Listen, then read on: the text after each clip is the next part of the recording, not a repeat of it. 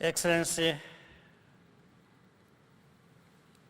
Kassym-Jomart Tokayev, President of the Republic of Kazakhstan, Excellency Gordana Davkova, President of the Republic of North Macedonia, distinguished leaders, ladies and gentlemen. It is a privilege to join you today, and I thank President Tokayev for his gracious invitation.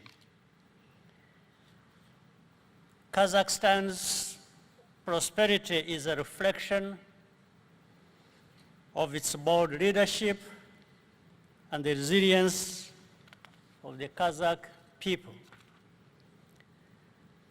This forum has become a vital platform not only for dialogue, but for pragmatic cooperation in a world that is increasingly fragmented. This year's focus rightly underscores that global challenges are deeply interconnected, and our responses must be just as integrated. This calls for a shift in the way we approach foreign policy and international cooperation. In Rwanda, we have learned that external alignment without internal stability only deepens our vulnerabilities. Our priority is therefore focused on what delivers real and measurable benefits to our people. This includes prioritizing peace and security, strengthening economic self-resilience, and accelerating regional integration. Our engagements with international partners are grounded in a mutual respect and reciprocity, not dependency. This is the principle that should apply to the global economy and how it functions. The COVID pandemic exposed how fragile and unequal our financial systems have become. Since then, many developing countries remain trapped between rising debt, shrinking fiscal space, and harsh borrowing terms. There has been much talk of reforming the global financial architecture so that it is fit for purpose. But the problem we have is not just structural, it is political. The rules of the system are quite often enforced unequally. At the same time, the criteria for assessing financial risk are based on outdated assumptions that disadvantaged countries in the South.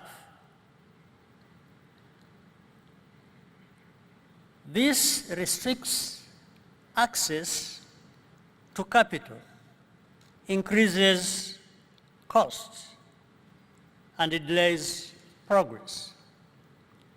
But while we push for change, we must also act with greater urgency to build resilience from within.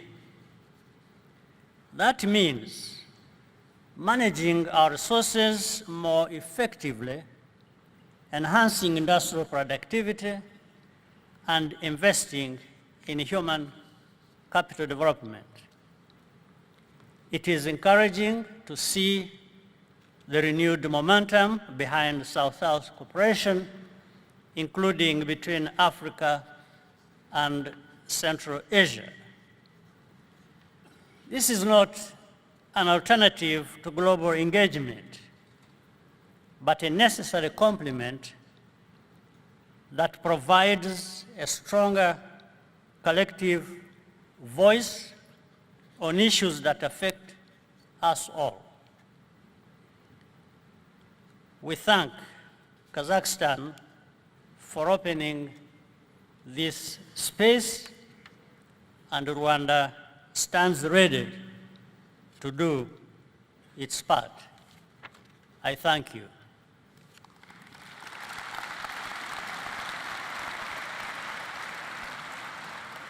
President Kagame, thank you so much. I want to ask you your point about building resilience from within, because it's something that you've talked about now for many years, whether that's education, partnerships, as President Tokayev talked about with other nations, Kazakhstan, of course, being one of them, select investment. Is that the only way, perhaps, forward for small and middle nations to build resiliency against the challenges, the greater challenges that they face, and then be able to shape the future that we want? I believe, regardless of whether one is small, middle, or big power, resilience is going to bear out everyone at the as a starting point. That's where I start from. And for us in Rwanda, we learned from our history. When genocide was taking place in our country and the rest of the world looked the other way and not paying attention to what was happening, we learned that lesson. And that's how we began putting our pieces together and trying to build from within and bringing everyone to contribute and creating that level of trust that gave us an opportunity to build institutions that were accountable to our people's needs directly. But this does not stop us from cooperating with the rest of the world. In fact, we got support from a number of friends and partners. But this would not have been helpful, or would not have had impact if we were not standing together ourselves and doing our part from within. And that support may have been less forthcoming too. Can I ask you about the security challenges as well? And we can name numerous of them: the situation in Ukraine, Gaza at this moment, closer to home, Sudan, even on your border with the Democratic Republic of Congo. Do you think tailored solutions like mediation, engagement from nations such as the Qataris or other governments, the United States, others, can find solutions? Or do you think in the end the path to peace is found in the specific regions, in your case, the African Union? Because none of these solutions are simple, and no one wants a Band-Aid that ends up in more violence down the line. Well, I mentioned that we learned our lesson, and not only from our own, but from what we see elsewhere. Security is very important, and peace, for any development or meaningful one to take place. But what we have also learned is that some of these conflicts have root causes. They just don't emerge from nowhere and you have conflicts. No, there are these histories that have not been resolved over many years, and are the ones fueling conflicts over and over again. Now, what we have across the world, we find there is more paying attention to managing conflicts rather than addressing these root causes. And all you expect, therefore, you can cool down the situation, and a few months, few years later, you have the same crisis getting worse, or others emerging, branching from what you are trying to resolve. So you don't just manage conflicts, you address the root causes. And that's what has been lacking in most of the cases that I'm aware of, including our own in the region, the one we have in the region affecting all of us. So, and we have the whole world paying attention, making a lot of noise, but all they do is just have ceasefires and short-term peace and discussions over it and so on and so forth.